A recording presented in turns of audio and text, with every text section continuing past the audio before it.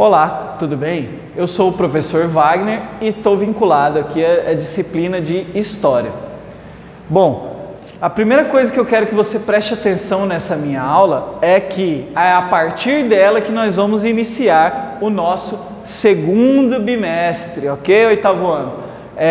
A partir dessa aula a gente começa e inicia a nossa trajetória aqui no segundo bimestre, ok? Então, para começar o nosso segundo bimestre, eu vou continuar o que já foi falado no primeiro bimestre com outro professor e vou trazer aqui para vocês a continuação dessas ideias. E que ideias são essas? Tá aqui, ó, ideias iluministas da América. Então, como você viu no primeiro bimestre o que era o iluminismo e como ele surgiu, é a partir do segundo bimestre que você vai entender como essas ideias chegaram aqui no continente americano, ok? Então vamos lá. Trouxe aqui uma primeira slide que traz basicamente a introdução, a ideia dos ideais iluministas na América. Então temos aqui o continente americano, dentro desse mapa, alguns aspectos que nos remetem a um passado, né? Esse livro que lembram livros do passado, e as ideias iluministas na América. Então eu preciso que você preste atenção e foque no que a gente vai trabalhar. Não vamos trabalhar sobre o iluminismo só em si. A gente vai entender como essas ideias vieram para a América, ok? Então tá lá. Trouxe aqui um mapa mundi do século XVI, que é quando a América foi conquistada e aqui os europeus chegaram. Então, era assim que eles viam o mundo no século XVI.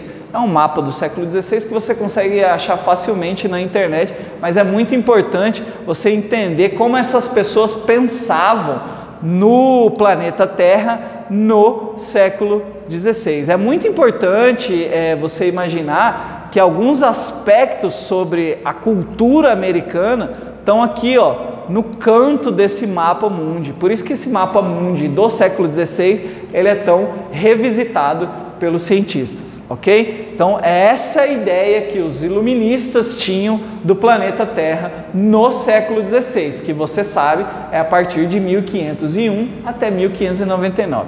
Mas enfim, vamos lá. O iluminismo chega à América. Então vamos ver como que esses ideais, essas ideias iluministas, que vocês já viram no primeiro bimestre, vamos entender como essas ideias chegaram e reverberaram aqui no nosso continente americano, ok? Não se restringindo ao ambiente europeu, ou seja, ele não ficou, essas ideias, muito pelo contrário, elas se disseminaram, se espalharam pelo mundo todo. Os ideais iluministas propagados pela Revolução Francesa, como vocês viram, reverberaram no continente americano, o nosso continente, onde as lutas por autonomia romperam com as amarras do pacto colonial. Você já deveria saber o que é pacto colonial, mas eu coloquei aqui entre parênteses para ficar mais claro. Sistema de leis e normas que as metrópoles impunham às suas colônias durante o período colonial. Então, os ideais iluministas propagados lá na Revolução Francesa, quando eles chegam na América, eles causam um rompimento com essas amarras que a gente tinha com a metrópole, ok? Mesmo tendo a busca por igualdade e liberdade como ponto em comum, não podemos simplesmente achar que as populações americanas se deram ao simples trabalho de copiar um ideário estrangeiro. O que ele está querendo dizer com essa frase? De que os ideais iluministas, eles não foram simplesmente copiados e colados aqui para a América. Eles tiveram que ser readaptados, ressignificados, até porque a nossa realidade era bem diferente do continente europeu. Então eu trouxe alguns pontos que eu vou trabalhar nessa aula sobre os ideais iluministas influenciando aqui a América. Tá aqui, ó, influência iluminista no Brasil, século XVIII. Século XVIII você sabe que é a partir de 1701.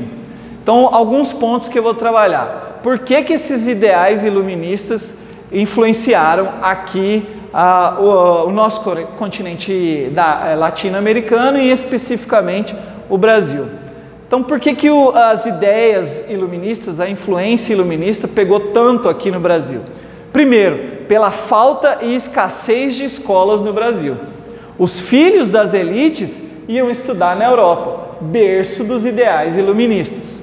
E quando eles retornavam ao Brasil, esses filhos das elites, eles já retornavam influenciados pelos ideais iluministas lá na Europa. E esses ideais traziam vários questionamentos para a nossa realidade aqui no Brasil no século XVIII. Oposição às determinações da metrópole, luta por liberdade, coisas que eu já falei no slide anterior. Esses ideais difundiram, essas pessoas, aliás, que voltavam ao Brasil influenciados pelos ideais iluministas, difundiam essas ideias aqui no nosso território. De que forma? Publicação de duras críticas à metrópole. Publicações aqui que eu falo que são jornais de época, como as pessoas difundiam essas ideias iluministas.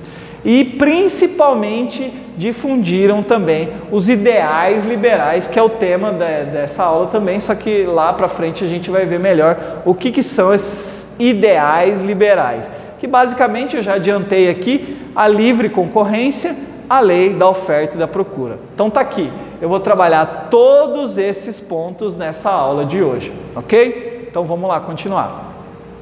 Então eu trouxe aqui um exemplo de livros, capas de livros da época, ou seja, livros do século XVIII. Eram assim que eles eram publicados, de forma bem diferente do que é hoje em dia. Então eu trouxe aqui, que são os considerados os 3 principais livros com as ideias, os ideais iluministas. O Contrato Social, de Rousseau, um livro importante, a Enciclopédia das Ciências, do Thomas Premier, e a História das Ciências Naturais. Então, se você reparar, uma característica dessas capas de livros iluministas da época do século XVIII, eles sempre trazem aspectos que até então eram não tão falados, como política e ciência. Você se lembra das aulas anteriores que o iluminismo é a parte da história, da cronologia histórica, onde a ciência se separa da religião. A ciência ganha destaque, ok? Então tá aí, 3 capas de livros do iluminismo. Então, dentro dos aspectos que eu vou trabalhar que fizeram o iluminismo chegar no Brasil, um deles é a falta de escola no Brasil no século XVIII. Ah, professor, você está falando de falta de escola? Sim, mas eu estou dizendo no século XVIII, entre 1701 e 1799, o Brasil, você tem que imaginar que no Brasil, nesse período, era quase uma fazenda, era um Brasil rural. Então não se tinham muitas ferramentas e principalmente não se tinham ainda escolas. Mas já se tinham bastante, a sociedade já estava um tanto quanto desenvolvida e os filhos dessas elites que viviam no Brasil no século XVIII precisavam estudar. E o que as pessoas faziam? Mandavam esses filhos para estudar na Europa, como alguns fazem até hoje em dia. Até o final do século XVIII, os estudantes brasileiros que desejassem cursar uma universidade tinham que ir para a Europa. Eram obrigados a se deslocar até a Europa. Por que obrigados? Porque no Brasil não tinha escola.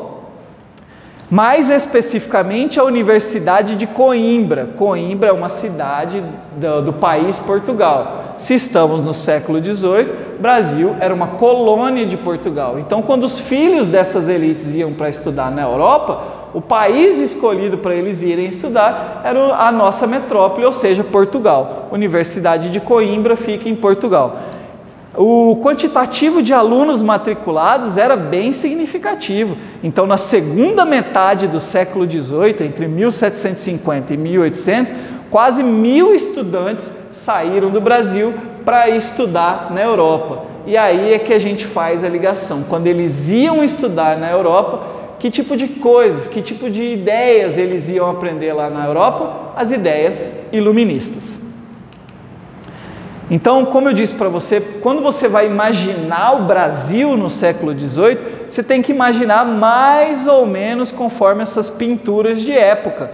Um Brasil extremamente rural, ou seja, não tinham grandes cidades, não tinham grande desenvolvimento tecnológico, eram cidades basicamente que viviam da plantação de cana-de-açúcar e da extração de metais preciosos. Então você tem que imaginar um Brasil extremamente rural. Por isso esses filhos das elites iriam estudar na Europa, ok? E é a partir desse retorno desses filhos das elites é que os ideais iluministas efetivamente entram na sociedade brasileira. Entrada dos ideais iluministas no Brasil. No caso do Brasil, aquelas ideias orientaram todas as conspirações e movimentos voltados para a ruptura do domínio da metrópole, ou seja, Portugal, sobre a colônia, ou seja, Brasil.